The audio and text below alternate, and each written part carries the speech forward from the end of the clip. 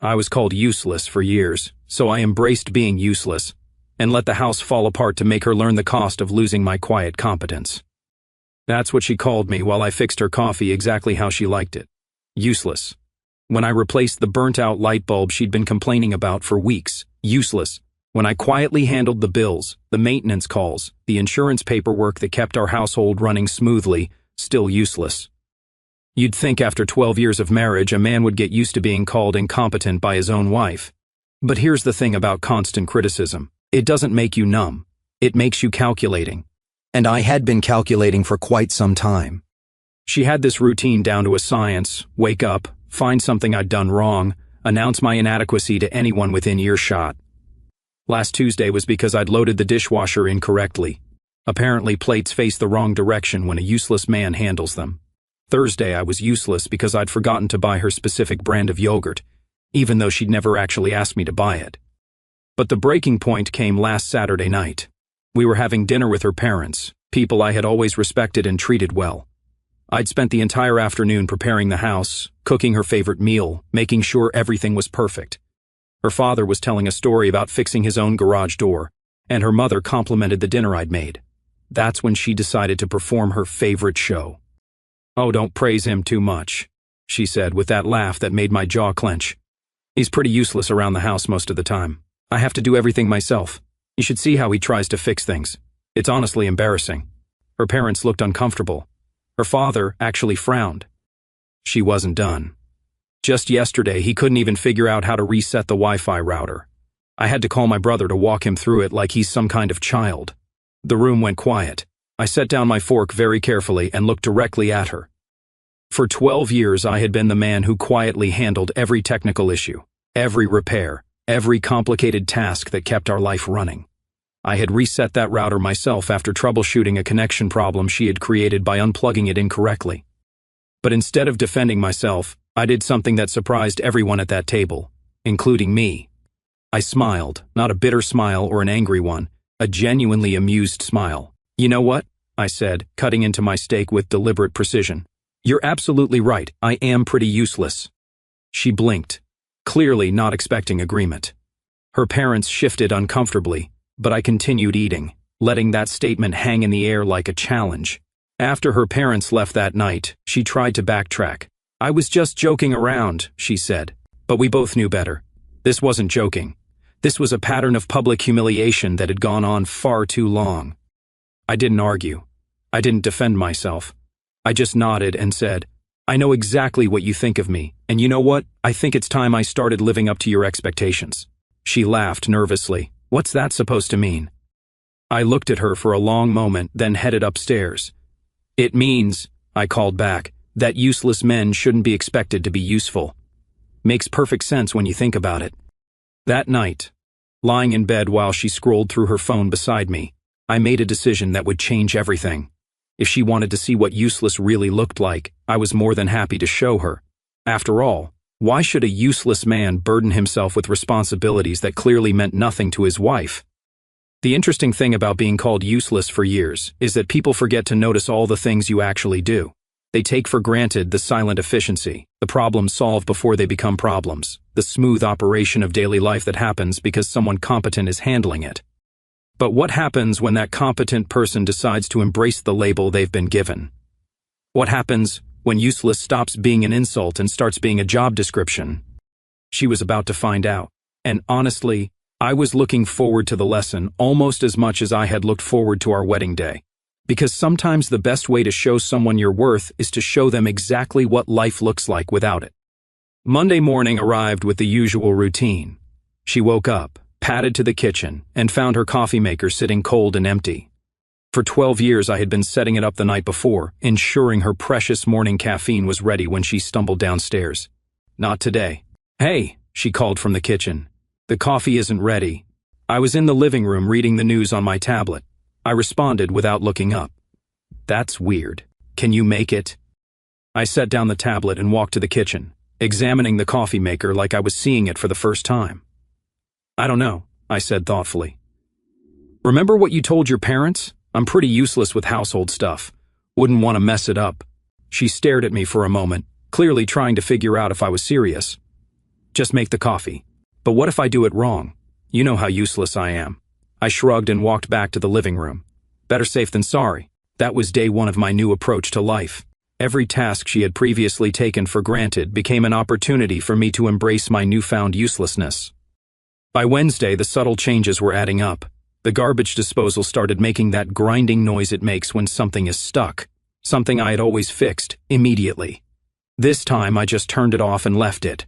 The disposal is acting up, she mentioned during dinner. Oh no, I said, taking another bite. Sounds like a job for someone who knows what they're doing. Good thing you don't rely on useless people for that kind of thing. She gave me a look that could melt steel, but I just smiled and asked if she could pass the salt.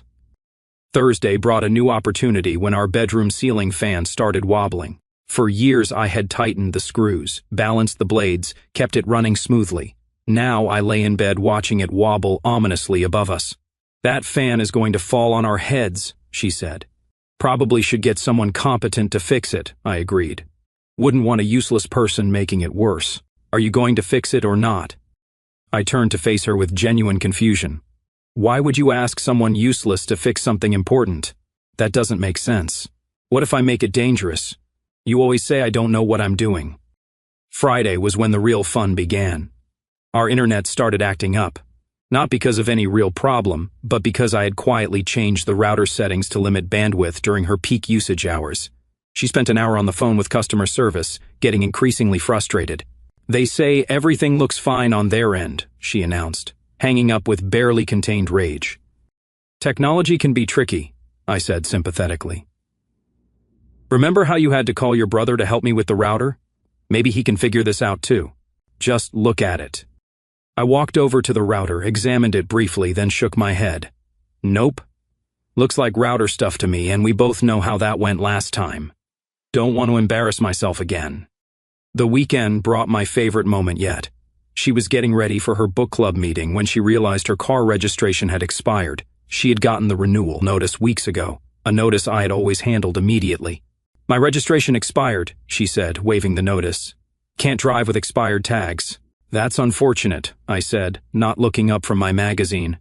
Well, can you go renew it? I laughed genuinely. Me handle important paperwork? Remember what you said about how I tried to handle the insurance stuff last year? You said I'd probably mess it up and cost us money. I never said that. I raised an eyebrow. You said I was useless with paperwork and that you'd handle important documents yourself from now on. Those were your exact words. She stood there for a moment, clearly remembering the conversation differently than she had expected. Fine, I'll do it myself. Great idea. Much safer that way. What she didn't realize was that the DMV was only open until noon on Saturdays, and it was already 11:30. By the time she got there, dealt with parking, and waited in line, they would be closed. Her book club started at 2 o'clock. Sure enough, she came home frustrated and empty-handed at 1:15. They were closed, she announced, on a Saturday. That seems inefficient, I said, genuinely sympathetic. When can you go back? Monday. But I need my car this weekend. That is a problem, I agreed. Good thing you're handling it yourself, though. I probably would have checked their hours first. But that's just me overthinking things like I always do. The look she gave me could have powered our house for a week. But here's what she was starting to understand. When you label someone as incompetent long enough, you can't suddenly expect competence when it's convenient for you. Sunday evening, she was dealing with a clogged bathroom sink, something that usually took me about 5 minutes to clear. I could hear her struggling with the plunger, muttering increasingly creative profanity.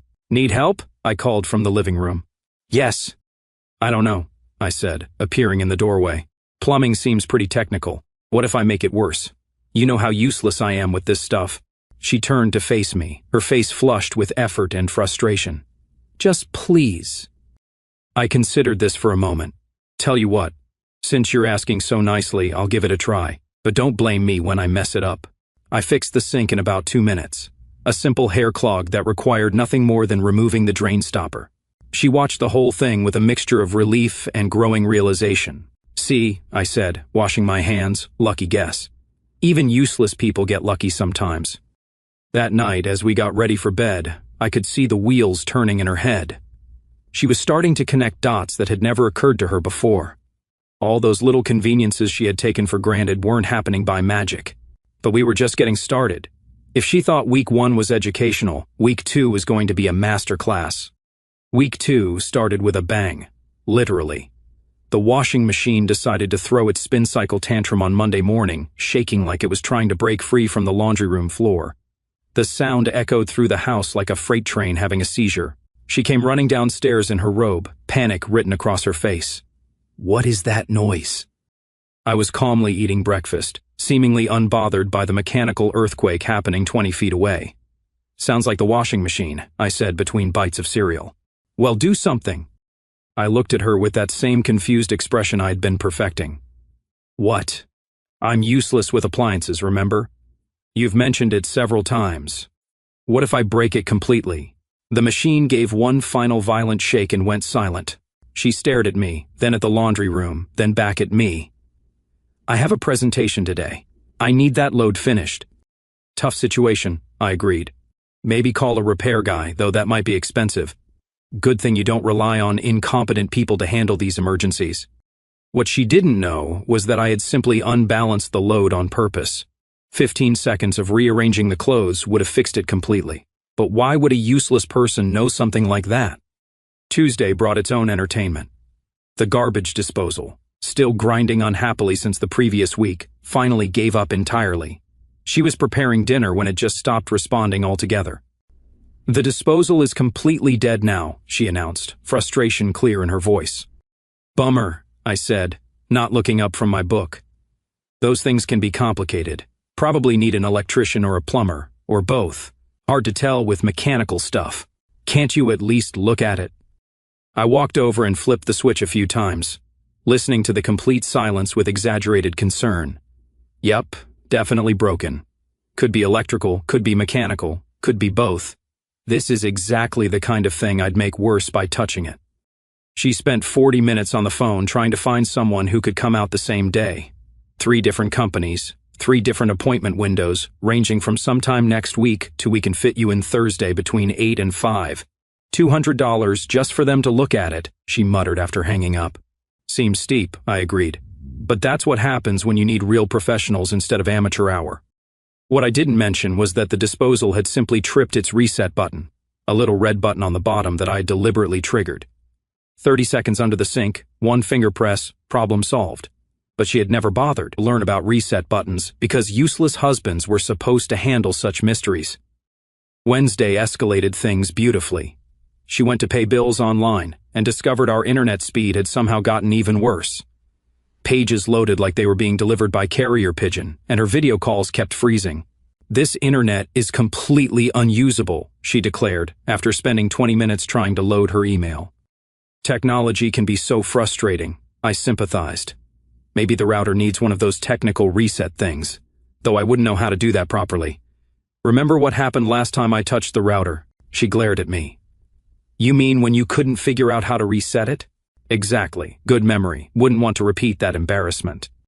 She ended up calling the internet company, spending an hour and a half on hold, only to be told their signal showed everything was working perfectly on their end.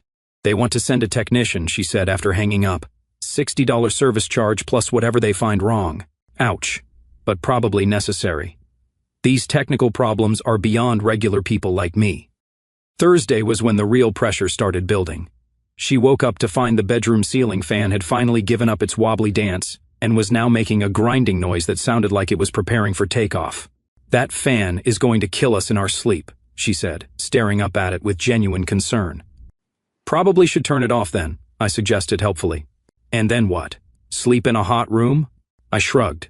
Better than being crushed by fan blades.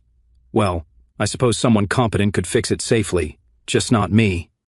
She turned off the fan and spent the night tossing and turning in the stuffy room. I, meanwhile, slept like a baby. Funny how comfortable you can be when you're not constantly worried about solving everyone else's problems. Friday brought the pièce de résistance. She discovered that our home insurance payment had bounced, and we had received a cancellation notice. Not because we didn't have the money, but because I had been handling the insurance payments for years through automatic transfer from an account she had forgotten existed. "Our insurance got canceled," she said, holding the notice like it was radioactive. "That sounds serious," I agreed. "Insurance stuff is pretty important. Why didn't you pay it?" I looked genuinely confused. Why would I handle something that important? You've made it clear that I mess up financial stuff. Remember when you said I didn't understand how bills worked? When did I say that? Last month, when I suggested we switch to a different credit card for better rewards. You said I didn't understand how credit worked and that you'd handle the important financial decisions. She stood there, the notice trembling slightly in her hands. This is different. This is insurance. Exactly. Way too important for someone useless to handle. You should definitely take care of this yourself. What she was discovering was that I had been quietly managing about 15 different automated payments, account transfers, and financial arrangements she had never even known about. The insurance was just the first domino. Saturday morning, she was frantically calling insurance companies trying to get new coverage immediately. Apparently, driving without insurance is illegal, and having a mortgage without homeowners coverage violates loan agreements. They want 2 months up front since we had a lapse in coverage, she announced after her 4th phone call. That seems expensive, I observed. But I'm sure someone who understands financial stuff can figure it out. She spent the entire weekend dealing with insurance agents, bank transfers, and paperwork I had been handling seamlessly for years. Every form required information she had to hunt down. Every conversation revealed another layer of complexity she had never considered. Sunday night, exhausted and frustrated, she finally asked the question I had been waiting for. How long are you going to keep this up? I looked up from my tablet with innocent confusion. Keep what up? This act. This useless thing. Act? I set down the tablet and gave her my full attention. I thought we established that I really am useless. You've been very clear about that for years. I'm just finally accepting your assessment. That's not what I meant. Then what did you mean? Because I'm confused. For 3 years you've told me I'm incompetent with household stuff, useless with technical problems, and hopeless with important decisions. Now you seem upset that I'm agreeing with you. She opened her mouth to respond, then closed it. Because what could she say? That she had been wrong? That she had been cruel? That maybe, just maybe, the man she had been calling useless had actually been holding their entire life together? The look on her face told me she was starting to understand the game, but understanding the rules and being able to play by them are two very different things, and we were just getting to the interesting part. Week 3 was when reality decided to teach some expensive lessons. She had managed to get new insurance, but the washing machine repair estimate came back at $400. Apparently, when you ignore a simple imbalance problem, other parts start wearing out faster. $400 to fix a washing machine, she announced, waving the estimate like evidence in a murder trial. Wow, I said, genuinely impressed. That seems like a lot for a machine that just needed the clothes redistributed. She froze. What? Oh, nothing. I mean, what would I know? I'm just thinking out loud. Probably completely wrong. But the damage was done. She stared at me for a long moment, then grabbed the phone and called the repair guy back. The clothes just needed to be redistributed, I heard her say. Is that really a $400 problem? The pause on her end told me everything. The repair guy was explaining that the initial problem was simple, but since she had continued running unbalanced loads, the motor mounts had loosened and the drum had shifted. She hung up looking pale. Tuesday brought the plumber for the garbage disposal. I watched from the kitchen doorway as he reached under the sink, pressed something, and suddenly the disposal roared back to life. Reset button, he explained cheerfully. Happens all the time. $50 service call, though. After he left, she stood staring at the disposal like it had personally betrayed her. Reset button, she muttered. Yeah, funny how those work, I said casually. Almost like someone designed them to be easy fixes for common problems. Did you know about the reset button? I pretended to think about it, maybe. Hard to remember. I try not to think too much about stuff I'm bad at. The internet technician came Wednesday and spent 20 minutes explaining to her how router settings worked, why bandwidth limitations would cause slowdowns, and how to check these things herself in the future. Your router was configured to limit bandwidth during peak hours, he explained. Easy enough to change, but there's still a service charge. Another $60. Another lesson in the true cost of not knowing how your own house works. But Thursday was my masterpiece. She came home to find water dripping from the bathroom ceiling into the hallway. Not a major leak, just enough to be alarming and require immediate attention. There's water coming through the ceiling, she announced, as if I might not have noticed the small puddle forming on the hardwood floor. I examined the situation with appropriate concern. That doesn't look good. Probably need a plumber, maybe a contractor too if there's structural damage. Can't you just look upstairs and see where it's coming from? And then what? Even if I found the source, I'd probably make it worse trying to fix it. Water damage can get really expensive really fast. She spent 2 hours calling emergency plumbers. The first one wanted $300 just to come out after hours. The second could come Friday morning for $200. The third suggested she turn off the water to the upstairs bathroom and wait until Monday to save money. Turn off the water, she repeated. How do I do that? I shrugged helpfully. No idea. That sounds like advanced plumbing knowledge. She ended up calling her brother, who walked her through finding the shutoff valve over the phone. Then she spent the night listening to intermittent dripping into a bucket she had placed on the floor. Friday morning, the plumber arrived and went straight upstairs. 5 minutes later, he was back down. Toilet supply line was loose, he announced. Happens when the house settles. Quick turn with a wrench. He handed her a bill for $200. 10-minute fix, but that's the minimum charge for a service call. She paid him and stood in the hallway for a long time after he left, just staring at the wet spot on the ceiling. Loose toilet supply line, she said quietly. Makes sense, I agreed. Those things probably need regular attention from someone who knows what they're doing. How would someone know if they needed attention? Oh, I don't know. Maybe someone who had learned basic home maintenance over the years. But that would require admitting you don't know everything, which some people find difficult. The weekend was when the math really started hitting home. She sat at the kitchen table with a calculator and a pile of receipts, adding up the cost of her educational week. $860, she announced, for 1 week. That does seem expensive, I said. $860 for problems that apparently had simple solutions. I nodded sympathetically. That's the thing about not knowing how to do stuff yourself. Other people charge for their knowledge. She looked up from her calculator. You knew how to fix all of this, didn't you? Maybe some of it. Hard to say. I try not to think about things I'm supposedly bad at. Stop saying supposedly. You're right, not supposedly. Actually, you've been very clear about my limitations. She set down the calculator and looked at me directly. I need you to help me understand something. I'll try, but no promises. You know how I am with explanations. How long have you been handling all of these things without me knowing? I considered the question carefully. Well, that depends on what you mean by handling. If I'm useless at this stuff, then I obviously wasn't really handling anything, right? She stood up abruptly and walked to the window, staring out at the yard I had been maintaining for 12 years without her ever mentioning it. This isn't sustainable, she said quietly. What isn't? This. Paying hundreds of dollars every week for things that apparently don't need to cost hundreds of dollars. Sounds like you need to learn how to do more things yourself, I suggested, or find someone reliable to handle them for you. She turned around slowly. Someone reliable, exactly, someone competent, someone who knows what they're doing. The silence stretched between us like a chasm, and I could see her standing on the edge of understanding. But understanding and admitting are different things entirely, and I wasn't quite done teaching yet. Monday morning brought desperation wearing a bathrobe and yesterday's makeup.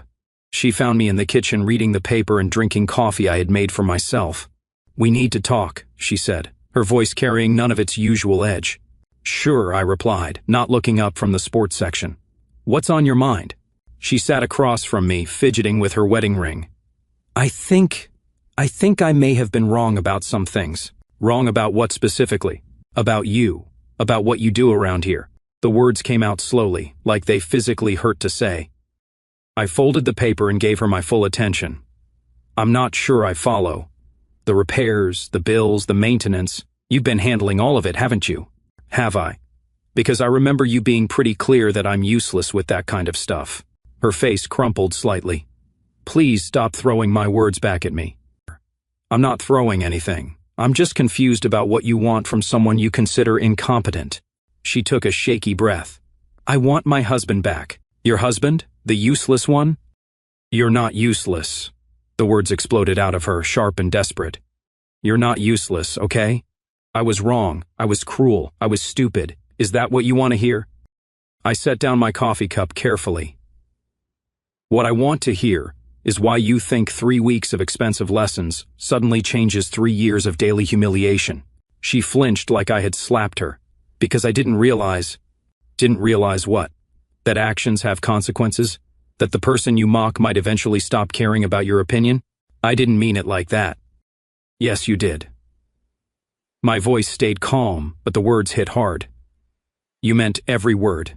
Every joke to your friends about how hopeless I am. Every eye roll when I tried to help. Every time you corrected me in front of other people. Tears started forming in her eyes. I can change. Can you? Because this isn't about learning to fix a garbage disposal. This is about respect. And respect isn't something you can just decide to feel after it becomes expensive not to feel it. She reached across the table toward my hand, but I pulled it back. Please, she whispered. I'll do better. I'll appreciate what you do. I'll stop criticizing everything. You'll stop because you got caught, not because you realized you were wrong. That's not fair. I laughed, but there was no humor in it. Fair? You want to talk about fair? Is it fair to spend 12 years building a life with someone who thinks so little of you that they use you as entertainment for dinner guests? The tears were flowing freely now. I never meant to hurt you like that. You did hurt me, every single day. And the worst part wasn't the words, it was watching you believe them. She buried her face in her hands. What do you want me to do? I want you to understand something important. I don't need you to appreciate what I do. I don't need you to respect my abilities. I don't need you to stop calling me useless. She looked up, confused and hopeful. Because I continued, I finally realized something these past 3 weeks. The only person whose opinion of me actually matters is me, and I know exactly what I'm capable of. So, what does that mean? I stood up and walked to the window, looking out at the yard, the house, the life I had been maintaining while being told I was inadequate. It means you have a choice to make.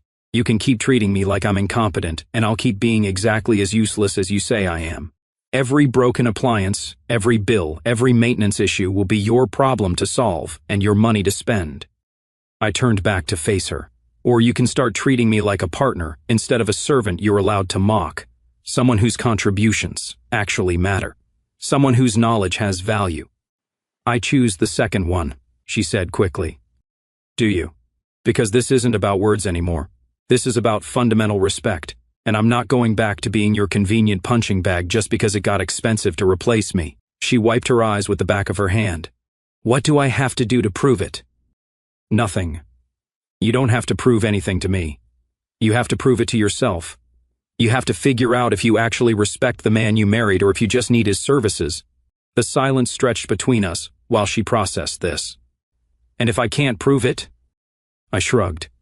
Then you'll learn to be as independent as you've always claimed you wanted to be. You'll handle everything yourself, pay for everything yourself, and take full responsibility for the consequences of your choices. And you'll just watch me struggle. No, I said, heading toward the door. I'll be living my life, being useful to people who actually value what I bring to the table. I paused at the doorway. The interesting thing about being called useless for years is that it teaches you something important. You don't need approval from people who don't appreciate you. You just need to find people who do. She called my name as I walked away, but I didn't turn around. Because sometimes the most powerful thing you can do is let someone sit with the weight of their own choices. And she had a lot of weight to carry. 3 months later, our house ran like clockwork again, but this time things were different. She never called me useless anymore.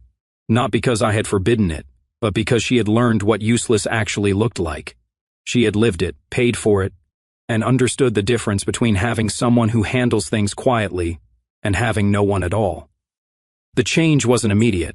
For the first few weeks after our conversation, she tried to overcompensate, thanking me excessively for every small task, praising basic repairs like I had performed miracles.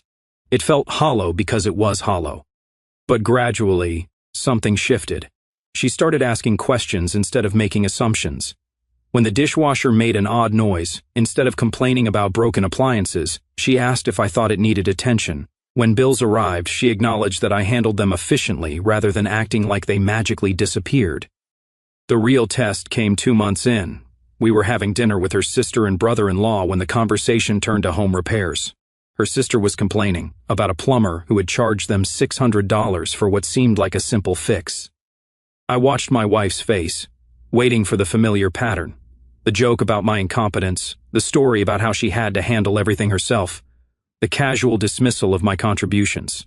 Instead, she said something that surprised everyone at the table, including me. That's exactly why I'm grateful my husband knows how to handle those things. I had no idea how expensive basic repairs could be until I tried dealing with them myself. Her sister looked confused. Since when do you praise him for handyman stuff? My wife glanced at me, then back at her sister.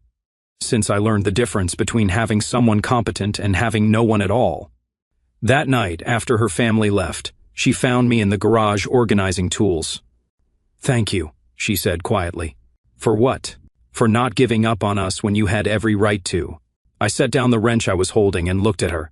I didn't do this to save our marriage. I did it to save myself. I know. That's what makes it matter. She leaned against the workbench, watching me work. Can I ask you something? Sure. How long were you planning to keep it up? The useless act. I smiled. As long as it took for you to understand that respect isn't something you can demand. It's something you earn by giving it. And if I never learned, then you would have learned to be truly independent. And I would have learned that some people can't be taught to value what they have. She was quiet for a moment. I almost lost you, didn't I? You lost the version of me that accepted being disrespected. Whether you lost me entirely was up to you. 6 months later, we hosted a dinner party. Same dining room, different energy. When her father mentioned a project he was struggling with, she didn't dismiss my knowledge or make jokes about my abilities. Instead, she said, "You should ask him about that. He's really good with those kinds of problems." Such a simple sentence, but it represented years of rebuilding. Not just rebuilding our relationship, but rebuilding her understanding of what partnership actually means. The funny thing about teaching someone your worth is that the lesson changes both of you. She learned to value competence instead of taking it for granted. And I learned that my worth isn't determined by someone else's ability to recognize it. These days, when something breaks around the house, she doesn't assume I'll fix it. She asks if I can help, and she genuinely appreciates when I do. When I handle bills or maintenance, she acknowledges the time and knowledge involved, instead of acting like it happens by magic. Most importantly, she stopped using our private life as material for public entertainment. No more jokes about my incompetence at dinner parties. No more eye rolls when I offer solutions. No more treating me like a servant who should be grateful for criticism. Because here's what I finally understood. A man who knows his worth doesn't need to prove it to people who refuse to see it. He just needs to stop accepting less than he deserves. And sometimes the most powerful way to show someone what they're losing is to let them lose it. She learned that calling someone useless doesn't make them useless.